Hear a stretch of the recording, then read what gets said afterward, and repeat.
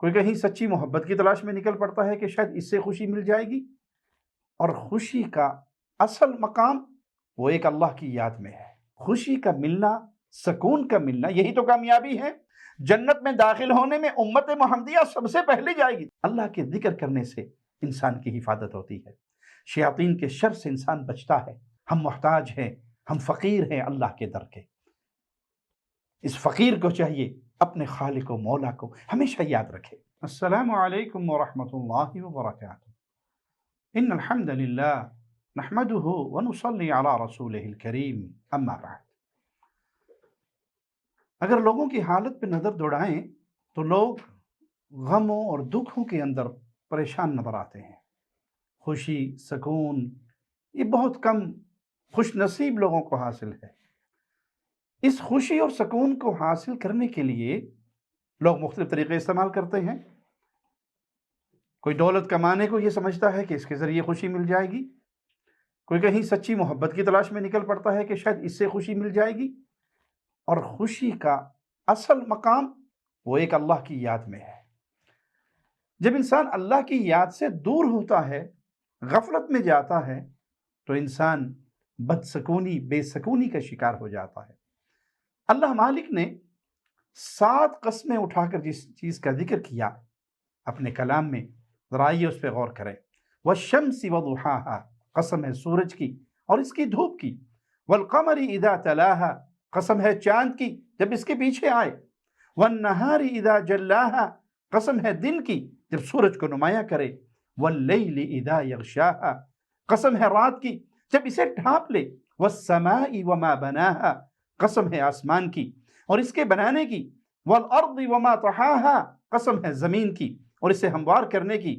وَنَفْسٍ وَمَا سَوَّاهَا، قسم ہے نفس کی اور اسے درست بنانے کی۔ یہ 7 قسمیں اللہ نے کس بات پہ اٹھائی؟ قَدْ أَفْلَحَ مَنْ زَكَّاهَا، جس نے اس نفس کو پاک کیا وہ کامیاب ہو گیا۔ وَقَدْ خَابَ مَنْ دَسَّاهَا، اور جس نے اسے خاک میں ملا دیا وہ ناکام ہوا۔ اس وقت تک کامیاب نہیں ہو سکتے جب تک اپنے نفس کو پاک نہ کر لو۔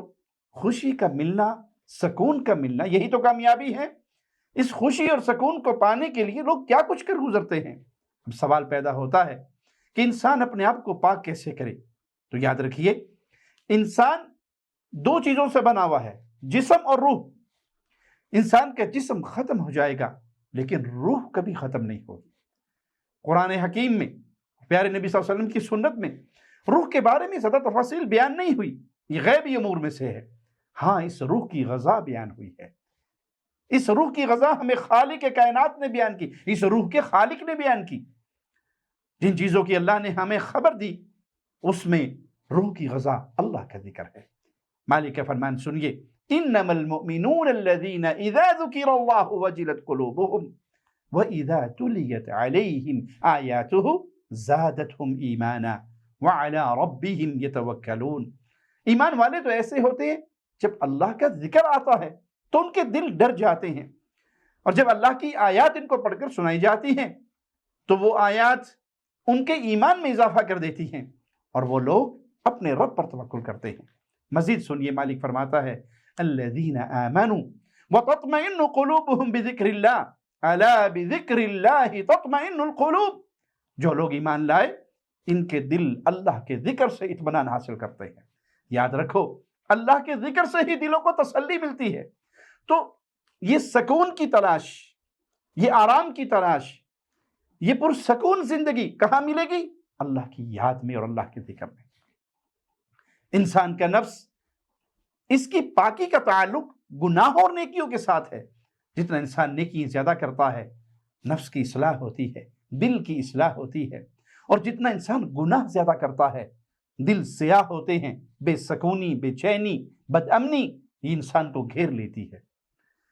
وہ کون سی چیز ہے جس سے انسان نیکیاں زیادہ سے زیادہ کما سکتا ہے؟ وہ ہے اللہ مالک کا ذکر۔ دیکھیے، ساری عبادات ان کا ٹائم خاص ہے۔ آپ نے نماز پڑھنی ہے، روزہ رکھنا ہے، حج کرنا ہے، مخصوص اوقات پر ہے۔ سبحان اللہ، اللہ کی یاد، اللہ کا ذکر، اس کا کوئی وقت نہیں۔ ہر حالت میں، ہر وقت میں اللہ کو یاد کرتے رہیں۔ مالک کا فرمان ہے الذین یذکرون اللہ قیاما وقعودا وعلی جنوبہم۔ جو اللہ تعالیٰ کا ذکر کھڑے ہوئے بیٹھے ہوئے اپنی کروٹوں پہ لیٹے ہوئے کرتے ہیں۔ اللہ کا ذکر انسان ہر حال میں کرتا ہے، ہر حال میں کر سکتا ہے۔ سب سے افضل ذکر اللہ مالک کے کلام کی تلاوت کرنا، یہ قرآن حکیم پڑھنا، یہ اللہ کے کلام کو پڑھنا، یہ کتنا عظیم ہے کہ قرآن کے ہر حرف پہ ایک نیکی ملتی ہے۔ ایک نیکی کو اللہ 10 نیکیوں کو کی طرح بڑھا کر اجر دیتا ہے۔ اور رسول اللہ صلی اللہ علیہ وسلم سے یہ بات ثابت ہے، آپ کا فرمان ہے من قرأ حرفا من کتاب اللہ فلہ بہ حسنہ، جس نے قرآن حکیم کا ایک حرف پڑھا بدلے میں اسے ایک نیکی ملے گی۔ والحسنۃ بعشر امثالھا، ایک نیکی 10 نیکیوں کے برابر بڑھا کر دی جائے گی۔ لا اقول الف لام میم حرف ولكن الف حرف ولام حرف ومیم حرف، میں الف لام میم کو حرف نہیں کہتا، الف حرف ہے، لام حرف ہے، میم حرف ہے، یعنی الف لام میم پڑھنے سے 30 نیکیاں مل گئی۔ اس سے بڑی اور کیا نیکیوں کی کثرت کے لیے مثال ہوگی جو رسول اللہ صلی اللہ علیہ وسلم نے اللہ مالک کے کلام سے الف لام میم کے ذریعے دی۔ آئیے ایک دعا بڑی عظیم ہے جس سے نیکیوں کے انبار مل جاتے ہیں۔ سبحان اللہ وبحمدہ عدد خلقہ ورضا نفسہ وزنۃ عرشہ ومداد کلماتہ، پاکیزگی، سبحان اللہ وبحمدہ، پاکیزگی ہے اللہ کے لیے اس کی تعریف کے ساتھ، کتنی جتنی اس کی مخلوق کی گنتی ہے کون گن سکتا ہے میرے مالک کی مخلوق کو؟ آسمانوں میں کتنی مخلوق ہے، زمینوں میں کتنی مخلوق ہے، ہواؤں میں کتنی مخلوق ہے، پانیوں میں کتنی مخلوق ہے، فضاؤں میں کتنی مخلوق۔ اللہ کی مخلوق کا علم کسے ہو سکتا ہے؟ وہ تو خالق کو ہے۔ جتنی اللہ کی مخلوق ہے جس کی گنتی کوئی نہیں کر سکتا، جتنی اس اللہ کو پسند ہے، جتنا اس کے عرش کا وزن ہے، کیا کسی کو اللہ کے عرش کے وزن کا پتہ ہے؟ اللہ کی کرسی کے سامنے جو اللہ مالک کے قدموں کی جگہ ہے، جس کی ہم کوئی کیفیت بیان نہیں کر سکتے، لیس کمثلہ شیء، جیسی اللہ کی شان کے لائق ہے۔ آسمان اور زمین کی حیثیت اس کے مقابلے ایسے ہے جیسے آپ نے لوہے کا ایک کڑا زمین پہ پھینک دیا، صحرا میں پھینک دیا، کہاں ڈھونڈتے پھرو گے؟ کیا حیثیت ہے اس ایک کڑے کی؟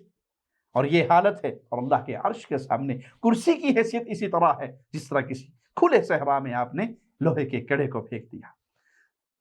تو عرش کی کیفیت کو سوائے اللہ کے کون جان سکتا ہے؟ اس کے وزن کو اور کون جان سکتا ہے؟ جتنے اللہ کے کلمات کی سیاہی ہے، کس کو علم ہے اللہ کے کلمات کی سیاہی کا؟ وہ کلمات کتنے ہیں؟ مالک کا فرمان ہے قُلْ لَوْ كَانَ الْبَحْرُ مِدَادًا لِكَلِمَاتِ رَبِّي لَنَفِدَ الْبَحْرُ قَبْلَ أَن تَنْفَدَ كَلِمَاتُ رَبِّي وَلَوْ جِئْنَا بِمِثْلِهِ مَدَدًا، کہہ دیجئے اگر میرے پروردگار کی باتوں کو لکھنے کے لیے یہ سمندر سیاہی بن جائیں، رب کے کلمات ختم ہونے سے پہلے یہ ختم ہو جائیں گے، گو ہم اسی جیسا اس کی مدد کے لیے اور بھی لے آئیں۔ تو کون جان سکتا ہے اللہ کے کلمات کو؟ تو اس دعا کو پڑھنے سے آپ کو اتنی نیکی ملیں گی۔ اسی لیے رسول اللہ صلی اللہ علیہ وسلم کا فرمان ہے نحن الآخرون الاولون یوم القیامہ، ہم یوں تو سب سے آخر میں آئے لیکن قیامت کے دن سب پہ سبقت لے جائیں گے۔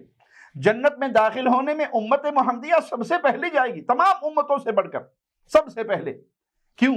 اللہ مالک نے اس امت کے لیے ایسے اعمال میسر کیے ہیں جن پہ اجر و ثواب بہت زیادہ ہے، جو باقی تمام امتوں پر سبقت لے جائیں گے۔ اللہ کے ذکر اور ان دعاؤں اور ان یادوں کے ذریعے مالک کی اللہ کے ذکر کرنے سے انسان کی حفاظت ہوتی ہے، شیاطین کے شر سے انسان بچتا ہے۔ صبح شام کے اذکار، سونے کے اذکار، کھانے سے پہلے اللہ کا ذکر، گھر میں داخل ہوتے ہوئے اللہ کا ذکر، واش روم جاتے ہوئے اللہ کا ذکر، باہر نکلتے ہوئے کی دعائیں، یہ تمام چیزیں انسان کو شیاطین کے شر سے محفوظ کرتی ہیں۔ جس دور میں ہم سانس لے رہے ہیں جادو پھیلا ہوا ہے، حسد، نظر، بیماریاں، تکلیفیں، انتقام کے لیے ایک دوسرے کے اوپر جادو کروانے کا ایک عام بد چلن معاشرہ بن چکا ہے۔ اس معاملے میں اشتہارات چھپتے ہیں، چینل چل رہے ہیں جادوگروں کے۔ ان حالات میں ان دعاؤں پر توجہ کیجیے، صبح شام کے اذکار کیجیے۔ جس طرح کھانے کی فکر رہتی ہے، جس طرح لباس کی فکر رہتی ہے، گھر لوٹنے کی فکر رہتی ہے، چھت کے نیچے سونے کی فکر رہتی ہے، اسی طرح ان اذکار کی فکر کیجیے۔ اور ان اذکار میں ایک بہت بڑا ذکر، ایک بہت بڑی دعا جس کو کبھی نہ چھوڑیے، نہ صبح کو نہ شام کو، اس کا سب سے بڑا فائدہ وہ تو نیکیوں کے انبار کی صورت میں ہوگا ہی ہوگا، لیکن اس کا ایک فائدہ یہ ہے کہ اگر آپ صبح پڑھ لو تو شام تک شیطان کے شر سے محفوظ رہو گے، اور وہ کیا ہے؟ لا الہ الا اللہ وحدہ لا شریک لہ لہ الملک ولہ الحمد وہو علی کل شیء قدیر۔ 100 مرتبہ اس ذکر کو صبح آپ پڑھ لیں، نتیجہ کیا نکلے گا؟ صحیح بخاری حدیث نمبر 6403، کانت لہ عدل 10 رقاب، گویا آپ نے 10 غلام آزاد کر دیے، اتنا ثواب آپ کے اکاؤنٹ میں آ گیا۔ کس کے پاس اتنا پیسہ ہے کہ وہ 10 غلاموں کو خریدے اور اللہ کے لیے انہیں آزاد کر دے؟ وَكُتِبَتْ لَهُ 100 حسنہ، آپ کے اکاؤنٹ میں 100 نیکیاں لکھی گئی، وَمُحِيَتْ عَنْهُ 100 سیئہ، آپ کے اکاؤنٹ سے، گناہوں کے اکاؤنٹ سے 100 گناہ برائیاں مٹا دی گئی۔ وَكَانَتْ لَهُ حِرْزًا مِّنَ الشَّيْطَانِ يَوْمَهُ ذَلِكَ حَتَّى يُمْسِي، وہ پورا دن یہاں تک کہ شام ہو جائے شیطان کے شر سے محفوظ رہیں گے۔ وَلَمْ يَأْتِ أَحَدٌ بِأَفْضَلَ مِمَّا جَاءَ بِهِ إِلَّا أَحَدٌ عَمِلَ أَكْثَرَ مِنْ ذَلِكَ، اس کے مقابلے پہ کوئی بھی عمل کر لے، کتنے بڑے بڑے عمل کر لے، اس کے ثواب سے کوئی نہیں بڑھ سکتا سوائے اس شخص کے جس نے اس کی تعداد سے زیادہ پڑھ لیا ہو۔ اب اس کا ثواب تو بڑھ جائے گا، اس کے علاوہ کوئی اور نیکی اس کا مقابلہ نہیں کر سکتی۔ اسی لیے رسول اللہ صلی اللہ علیہ وسلم نے عرفہ کے میدان میں جو دعا سکھائی تھی سب سے افضل، فرمایا میں نے اور میرے سے پہلے انبیاء نے جو پڑھی وہ یہی دعا تھی، لا الہ الا اللہ وحدہ۔ یہ پیغام توحید ہے، اللہ کے علاوہ کوئی معبود برحق نہیں، وہ معبود برحق ہے وحدہ، کوئی اس کا بیٹا نہیں، کوئی اس کی بیوی نہیں، کوئی اس کا شریک نہیں، کوئی اس کی ذات میں، صفات میں، عبادت میں پارٹنر نہیں، لا شریک لہ، اس کا کوئی شریک نہیں، وہ تمام شریکوں سے پاک ہے، لہ الملک ولہ الحمد، بادشاہت اسی کے لیے، تعریفیں اسی کے لیے، وہ ہر چیز پہ قادر ہے۔ تو پیارے بھائی، ہم محتاج ہیں، ہم فقیر ہیں اللہ کے در کے، اس فقیر کو چاہیے اپنے خالق و مولا کو ہمیشہ یاد رکھے۔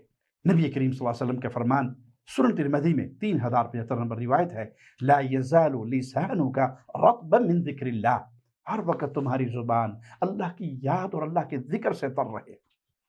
آئیے مولا کا فرمان سنتے ہیں، حدیث قدسی ہے، انا عند ظن عبدی بی، میں اپنے بندے کے گمان کے ساتھ ہوں، جو میرے بارے میں وہ گمان کر لے۔ وَأَنَا مَعَهُ إِذَا ذَكَرَنِي، میں اس کے ساتھ ہوں جب وہ مجھے یاد کرتا ہے۔ فَإِن ذَكَرَنِي فِي نَفْسِي ذَكَرْتُهُ فِي نَفْسِي، وہ مجھے اپنے نفس میں، اپنے دل میں یاد کرتا ہے، میں اسے اپنے نفس میں یاد کرتا ہوں۔ وَإِن ذَكَرَنِي فِي مَلَئٍ ذَكَرْتُهُ فِي مَلَئٍ خَيْرٍ مِّنْهُمْ، اور اگر وہ مجھے کسی مجلس میں یاد کرتا ہے، میں اس سے بہتر فرشتوں کی مجلس میں اسے یاد کرتا ہوں۔ جب آپ اللہ کا ذکر کرتے ہیں تو اللہ بھی آپ کو یاد کرتا ہے، اللہ جب آپ کو یاد کرتا ہے تو وہ فرشتوں کے سامنے، یعنی فرشتے بھی آپ کو یاد کرتے ہیں، اور جب آپ کا ذکر فرشتوں کے درمیان ہوگا، معنی یہ آپ کے ناموں کا چرچا آسمانوں میں ہو رہا ہے۔ اگر آپ چاہتے ہیں اپنی زندگی کو خوشی سے گزاریں، پریشانیوں، دکھوں، غموں سے نجات پائیں، تو یہ سائیکو ڈاکٹرز کے پاس جا کر نہیں ملنے والا، یہ موٹی وال کی گولیاں کھا کر سونے سے سکون نہیں ملنے والا۔ سکون کا ذریعہ یہ ہے خالق و مالک کے ذکر سے جڑ جاؤ۔ شیطان کوئی ٹینشن دیتا ہے، کوئی غم کی خبر آپ پر غالب ہوتی ہے تو اس غم کو فوراً لا حول ولا قوة الا باللہ پڑھ کر دور کر دیجئے۔ لا الہ الا اللہ وحدہ لا شریک لہ لہ الملک ولہ الحمد یحیی ویمیت وہو حی لا یموت بیدہ الخیر وہو علی کل شیء قدیر، یہ پڑھ کے نیکیوں کے انبار اکٹھے کیجئے، شیطان کی کمر کو توڑیے اور اس پر غالب آ جائیے۔ مسلمان کبھی غموں کا شکار ہو کر، مایوس ہو کر نہیں بیٹھتا، کیوں؟ وہ جس حال میں بھی ہوتا ہے اب رب کی عطا پہ راضی رہتا ہے، جس حال میں بھی رکھا اس کی زبان پہ ایک ہی طرح، رضیت باللہ ربا وبالاسلام دینا وبمحمد نبیا، صلی اللہ علیہ وسلم، میں اللہ کے رب ہونے پر راضی، میرے رب نے مجھے جس حال میں رکھا الحمدللہ علی کل حال، ہزاروں سے بہتر ہوں، کروڑوں سے بہتر ہوں، بہت سے افضل ہوں، ہمیشہ اپنی نیچے دیکھتا ہے اور اپنی زندگی کو پرسکون گزارتا ہے۔ ٹینشن کہاں ہوتی ہے؟ جہاں وہ اوپر کی طرف نظر دوڑاتا ہے، فلاں مجھ سے افضل ہو گیا، فلاں مجھ سے زیادہ لے گیا۔ بھائی یہ دنیا تو اللہ نے فرعون کو بھی دی، قارون کو بھی دی، کہ دنیا تو اللہ کے دشمنوں کے پاس بھی ہوتی ہے، اللہ کے پیاروں کے پاس۔ رسول اللہ صلی اللہ علیہ وسلم کی حالت دیکھ کر امیر عمر رو پڑے تھے رضی اللہ عنہ وارضاہ، چٹائی کی نشان میرے آقا کے جسم مبارک پر چھپے ہوئے تھے۔ آپ نے کہا عمر اس بات پہ راضی نہیں ہو، یہ دنیا والے اس دنیا کے اندر مزے کر لیں اور ہم رب کی جنتوں کے اندر اللہ کی نعمتوں کے مزے کریں، تو خوشی چاہتے ہو، سکون چاہتے ہو، اللہ کی یاد سے جڑ جاؤ۔ مالک کا فرمان سنو، وَمَنْ أَعْرَضَ عَنْ ذِكْرِي فَإِنَّ لَهُ مَعِيشَةً ضَنْكًا وَنَحْشُرُهُ يَوْمَ الْقِيَامَةِ أَعْمَى، جو بھی میری یاد سے روگردانی کرے گا، منہ موڑے گا، اس کی زندگی تنگ کر دی جائے گی، قیامت کے روز اسے اندھا کر کے اٹھایا جائے گا، اور حالت کیا ہوگی؟ وہ کیا کہے گا؟ رب لما حشرتنی اعمی وقد كنت بصیرا، اے میرے الہی، میرے اللہ، میرے مولا، میرے الہ، مجھے اندھا بنا کر کیوں اٹھایا گیا؟ حالانکہ دنیا میں تو میں اچھا بھلا دیکھتا بھالتا تھا۔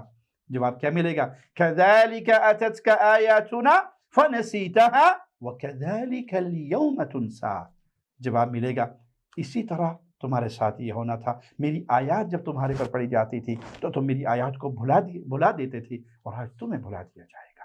تو پیارے بھائی، خوشیوں کے لیے، سکون کے لیے، شانتی کے لیے، ٹینشنوں کو دور کرنے کے لیے بہترین علاج اللہ کی یاد سے اپنے دل کو لگا لیجئے۔